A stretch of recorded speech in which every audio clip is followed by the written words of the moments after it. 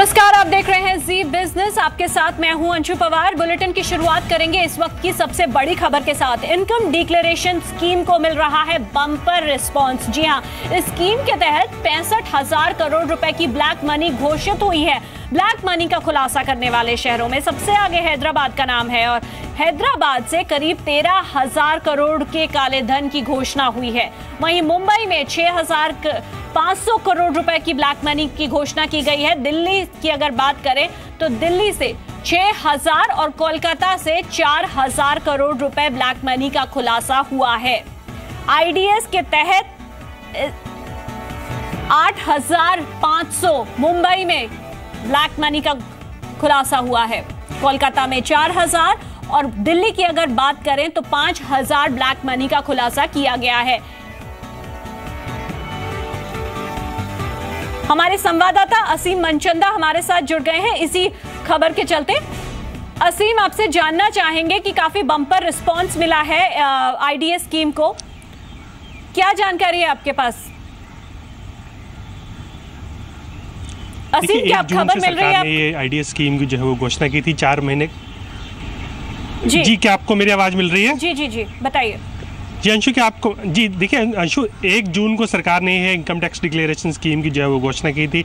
4 महीने का वक्त जो है वो दिया गया था। आपको जितने भी ब्लैक मनी आप डिक्लेयर करना चाहे करें, आप 45% पेनल्टी देकर के आप इसका अपनी ब्लैक मनी को जो है वाइट में कन्वर्ट जो है वो कर सकते हैं। तो उसको लेकर के कल जो है आखिरी दिन था और जो फाइनल फिगर्स वो पहुँचे करीबन 65,000 करोड़ रुपये के आसपास सरकार को जो है वो ब्लैक मनी का डिक्लेरेशन जो है वो मिला है। तो सरकार को करीबन 30,000 करोड़ रुपये इसके आसपास 45% के हिसाब से जो है वो उनको टैक्स जो है वो मिलेगा।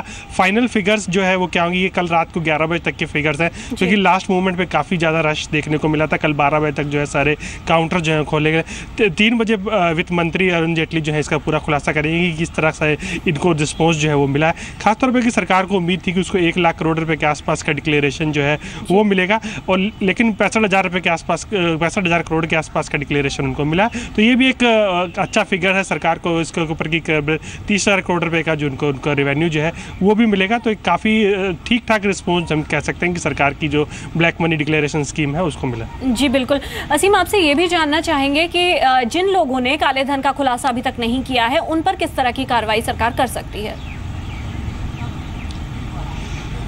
देखिए, जो प्रावधान है उसके मुताबिक उनको 300, अगर अब क्योंकि आप इनकम डिक्लेरेशन जो है नहीं किया है तो आप सर्च एंड सीजर जो अगर वो करती है आप और उसमें अगर आप पकड़े जाते हैं तो आपको 300% की पेनल्टी जो है वो देनी पड़ेगी और 7 साल का उसमें सज़ा का प्रावधान जो है वो भी है। तो अब जिन लोगों ने कल तक डिक्लेरेशन नहीं किया है उनके लिए थोड़ा सा मुश्किलें जो है वो बढ़ सकती हैं। आने वाले दिनों में अगर उनके ऊपर किसी तरह की कार्रवाई जो होती है तो उनको 300% की पेनल्टी भी देनी पड़ सकती है और साथ साथ उनका सज़ा का प्रावधान जो है वो भी है। जी, बहुत शुक्रिया असीम इस पूरी जानकारी के लिए। तो आईडीएस स्कीम को काफ़ी अच्छा रिस्पांस मिल रहा है और जो आंकड़े आए हैं वो 11 बजे के थे। हैदराबाद नंबर 1 पायदान पर है। इसके अलावा अपनी अगली खबर की ओर बढ़ेंगे। आज से देश की सबसे बड़ी स्पेक्ट्रम नीलामी भी शुरू हो गई है और इस नीलामी प्रक्रिया में 7 ऑपरेटर्स हिस्सा ले रहे हैं।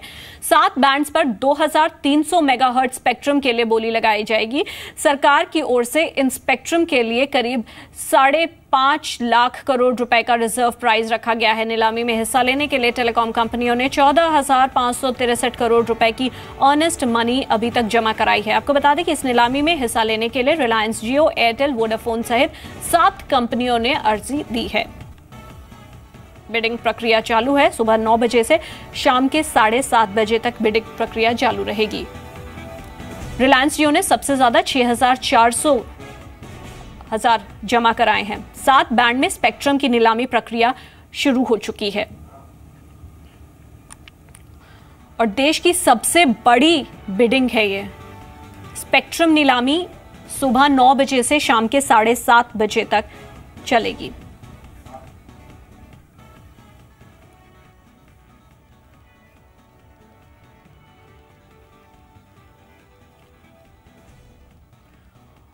और इसी खबर को लेकर असीम हमारे संवाददाता हमारे साथ जुड़ गए हैं। असीम, अच्छी खासी रकम सरकार इस बिडिंग प्रक्रिया से जुटाएगी, इसके अलावा क्या जानकारी है आपके पास?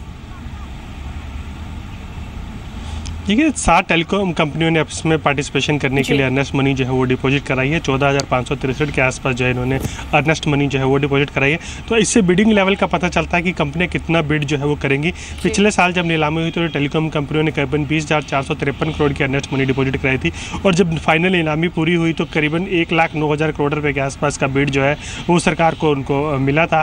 तो अब इस फिगर से लगता है कि सरकार को 70 से 75,000 करोड़ रुपये का रेवेन्यू जो है वो इससे मिलेगा। सबसे बड़ी स्पेक्ट्रम की नीलामी ये है कि सरकार पहली बार इतना ज़्यादा संख्या में स्पेक्ट्रम जो है उसको ऑक्शन कर रही है, और दूसरा कि अगर रिजर्व प्राइस जिस स्पेक्ट्रम का है वो 5,60,000 करोड़ रुपये का है, तो अगर ये सारा का सारा स्पेक्ट्रम अगर रिजर्व प्राइस पे बिकता है तो 5,60,000 करोड़ रुपये की सरकार को आय होगी। लेकिन ये अर्नेस्ट मनी को देखते हुए कहना ये संभव नहीं है कि ये इतनी बिडिंग पहुँचेगी। 3 राउंड अभी तक जो है वो नीलामी के हो चुके हैं, और अब तक 700 मेगाहर्ट्ज़ के लिए किसी भी तरह की बोली जो है वो देखने को नहीं मिली है, क्योंकि 700 मेगाहर्ट्ज़ स्पेक्ट्रम की जो प्राइस है वो काफ़ी ज़्यादा हाई रखा गया है। 1 स्लॉट की कीमत करीबन 56,000 करोड़ रुपए के आसपास जो है वो रखी गई है। तो ये अभी नीलामी जो है 2 से 3 दिन और चलेगी, और उसके बाद फाइनल फिगर्स निकल करके आएंगे कि इस टेलीकॉम कंपनी का पार्टिसिपेशन किस तरह से देखने को मिला। खासतौर पर रिलायंस जियो की बात करें तो सबसे ज़्यादा अर्नेस्ट मनी रिलायंस जियो ने 6500 करोड़ रुपये के आसपास जो जमा कराई है। तो रिलायंस जियो की तरफ से और एक वोडाफोन जिसने अभी पेरेंट कंपनी से भी अपनी काफ़ी रकम जो है वो जुटाई है, तो उन दोनों की तरफ से हमें काफ़ी खासा एक्शन जो है वो देखने को स्पेक्ट्रम ऑक्शन में मिल सकता है। जी, जैसे कि आपने बताया असीम, सबसे ज़्यादा अर्नेस्ट मनी जो जमा कराई है 6,500 करोड़ की, वो रिलायंस जियो की तरफ से हुई है। तो काफ़ी एग्रेसिव बिडिंग की भी उम्मीद की जा सकती है रिलायंस जियो की तरफ से। देखिए जो सारी टेलीकॉम कंपनियां उन्होंने टोटल 14,563 करोड़ के आसपास जो है अर्नेस्ट मनी डिपॉजिट कराई है, और सबसे ज़्यादा अर्नेस्ट मनी जो है वो रिलायंस जियो की ही है। 6500 करोड़ रुपए के आसपास उनकी तरफ से जो है अर्नेस्ट मनी डिपॉजिट कराई गई है, और ख़ासतौर पे कि उनकी तरफ से ही खासा रिस्पॉन्स हमें जो है देखने को मिलेगा। ऑक्शन के अंदर कंपनी सारे बैंड्स के लिए कम्पीट करेगी। 700, 800, 900, 1800, 2100, 2300, 2500 सारे बैंड्स इस बार सरकार जो है ऑक्शन करने जा रही है। तो स्पेक्ट्रम की कोई कमी नहीं है। अगर किसी कंपनी को स्पेक्ट्रम आप ही इकट्ठा करना है, या अपने जैसे कि मैं बताऊँ वोडाफोन के पास अपने 4G फुटप्रिंट्स पूरे इंडिया पैन इंडिया में नहीं है, आइडिया सेलुलर के पास अपने 4G स्पेक्ट्रम सभी सर्कल्स में नहीं है, तो उनको अगर अपनी सर्कल्स में अभी 4G स्पेक्ट्रम की कमी को पूरा करना है तो उनको भी एग्रेसिवली बिड जो है वो देखने को करना पड़ेगा। तो इन कंपनियों की तरफ से हम एक एग्रेसिव बिड जो है वो देख सकते हैं, और सरकार को करीबन 70 से 75,000 करोड़ रुपये की आय होती हुई हम वो भी देख सकते हैं। जी, बहुत शुक्रिया असीम इस पूरी जानकारी के लिए। और अब अगली खबर सीधा जिसका सरोकार है आपसे। जी हाँ, आज से आपके लिए कई सारे नियम बदल जाएंगे। आपकी जेब से लेकर कामकाज के तरीकों पर इसका असर देखने को मिलेगा। आज से रेलवे के नए नियम लागू हो रहे हैं। आज से शुरू हो रही है सुविधा ट्रेन। इसमें न सिर्फ कंफर्म टिकट मिलेगा, इसके अलावा तत्काल टिकट के नियम में भी बदलाव देखने को मिल सकते हैं। साथ ही आज से तत्काल टिकट कैंसिल करने पर 50% रकम वापस भी आएगी। राजधानी शताब्दी ट्रेनों में पेपरलेस टिकटिंग की सुविधा आज से शुरू हो रही है। इसके अलावा पोस्ट ऑफिस की स्कीम के रेट में भी बदलाव किए जाएंगे। इंश्योरेंस पॉलिसी खरीदने का तरीका भी आज से बदला होगा। स्मॉल सेविंग्स पर कम ब्याज मिलेगा।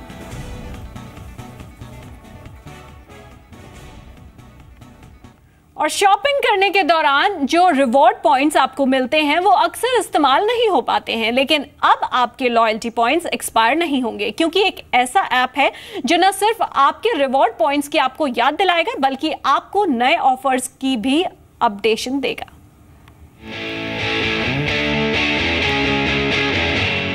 शॉपिंग करते करते जो रिवॉर्ड पॉइंट्स मिलते हैं, अक्सर लोग उन्हें इस्तेमाल नहीं कर पाते। या तो पॉइंट्स एक्सपायर हो जाते हैं, या फिर लोगों को इन पॉइंट्स के बारे में पता नहीं होता।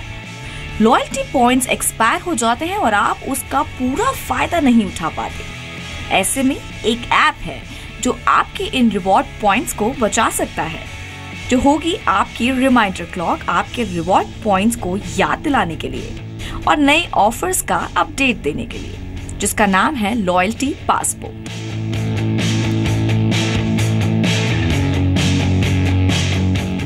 ये आपके वॉलेट को हल्का करता है, क्योंकि आपके सारे मेंबरशिप कार्ड की डिटेल्स इस ऐप में स्टोर हो जाती है और आपको हर जगह कार्ड ले जाने की जरूरत नहीं पड़ती।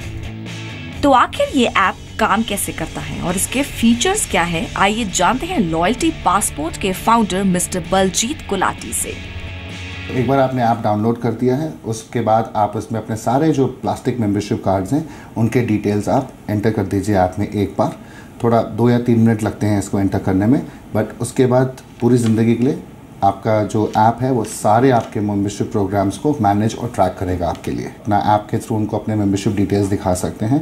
मेंबरशिप कार्ड आता है, नंबर आता है, बारकोड है, QR कोड है, ये सारा ऐप के थ्रू जनरेट हो जाता है। उसके बाद जो ये आपके प्रोग्राम्स आपने इसमें स्टोर करे होंगे, इसमें से आप उनके पॉइंट्स भी देख सकते हैं। ये आपके पॉइंट्स कब एक्सपायर हो रहे हैं वो भी उसमें आपको ऐप में दिखता है। प्लस जो आपके ऑफ़र्स हैं इन मेंबरशिप्स के साथ, वो सारे ऑफ़र्स आपको एक साथ ऐप में मिल जाते हैं। लॉयल्टी पासपोर्ट ऐप में आप बहुत तरह की मेंबरशिप डिटेल्स को स्टोर कर सकते हैं, जैसे कि airlines, hotels, dining, retail, grocery, online etcetera. और हालांकि बाजार में इस तरह के बहुत से ऐप मौजूद हैं, लेकिन लिमिटेड फीचर्स और ऑप्शंस के साथ लॉयल्टी पासपोर्ट ने अपना ये ऐप अप्रैल 2016 में भारत में लॉन्च किया। कुछ थोड़े ऐप्स हैं ऐसे मार्केट में, बट हमारा एक बड़ा कॉन्सेप्ट है, हम काफ़ी चीज़ें साथ में कंसोलिडेट करके लाए हैं। इसकी वजह से हमें लगता है कि ये ऐप सक्सेसफुल होगा और इसकी ज़रूरत भी बहुत है मार्केट है। हमने टेक्नोलॉजी के थ्रू ये एक इंजन या एक सॉफ्टवेयर बनाया है जिसके थ्रू हम डायरेक्टली कंपनीज़ के साथ फ्रॉम अ यूज़र पॉइंट आपके बिहाफ पे ये सारा डेटा जनरेट करते हैं। इस ऐप की खासियत है कि इसमें आप 1200 से ज्यादा लॉयल्टी प्रोग्राम को ऐड कर सकते हैं। 400 से ज्यादा कार्ड के पॉइंट्स को ट्रैक किया जा सकता है और साथ ही कस्टमर्स के लिए 2300 से ज्यादा ऑफर्स को देखकर अवेल किया जा सकता है। तो डाउनलोड कीजिए इस ऐप को और लॉयल्टी पॉइंट्स को एक्सपायर होने से पहले उठाइए इसका फायदा और जानिए सारे अपडेटेड ऑफर्स के बारे में। Special report Anisha Mehra, C media.